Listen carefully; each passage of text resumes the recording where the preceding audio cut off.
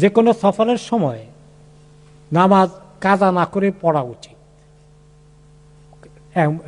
Simple word হলো যে নামাজ কাজা করা জায়েজ নেই, গুনাহ হবে। কিন্তু সফরের হালতে একটা ছাড় আছে। ছাড়টা কি? 2 ওয়াক্ত, এক নম্বরে কসর করা একটা ছাড়। তাছাড়া আরেকটি ছাড় হলো যে 2টা ওয়াক্তকে 1 ওয়াক্তে পড়া যায়। জোহর আসরকে 1 গো 1 ওয়াক্তে পড়া যায়। মাগরিব এশাকে 1 গো 1 ওয়াক্তে পড়া যায়। কোন সময়?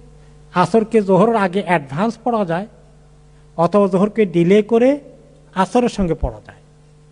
আর মাগরিবের সময় পড়তে হলে মাগরিবের সঙ্গে অ্যাডভান্স ওয়াক্ত হওয়ার আগে এশা পড়ে নেওয়া যায়, আর মাগরিবকে ডিলে করে লেট করে এশার সঙ্গে পড়া যায়, তাই না?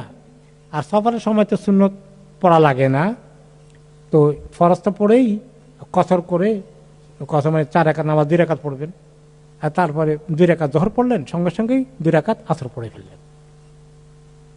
এই জোহর আসরগুলো। মাগরিবের অবস্থা, মাগরিবের সময় এশার সময় হোক, মাগরিবের 3 রাকাত পড়লেন, পড়ে সুন্নত না পড়ে সঙ্গে সঙ্গেই, কোনো গ্যাপ দিবেন না, কিন্তু সঙ্গে সঙ্গে এশার 2 রাকাত পড়ে ফেললেন। আর ভেতরটা এটাও পড়ে নেওয়া উচিত, কারণ একটা হাদিস এসেছে, মা তারাকা রাসূলুল্লাহ সাল্লাল্লাহু আলাইহি সাল্লাম সালাতুল ভিতর লা ফি সাফারিহি ওয়ালা ফি হাদারিহি।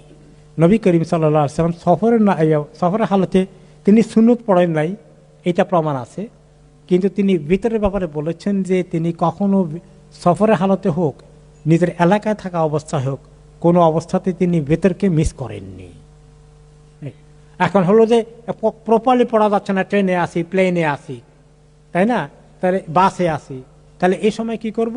বসে পড়ব। কেবলামুখী হওয়ার চেষ্টা করে, যদি পারা যায় কেবলামুখী হব।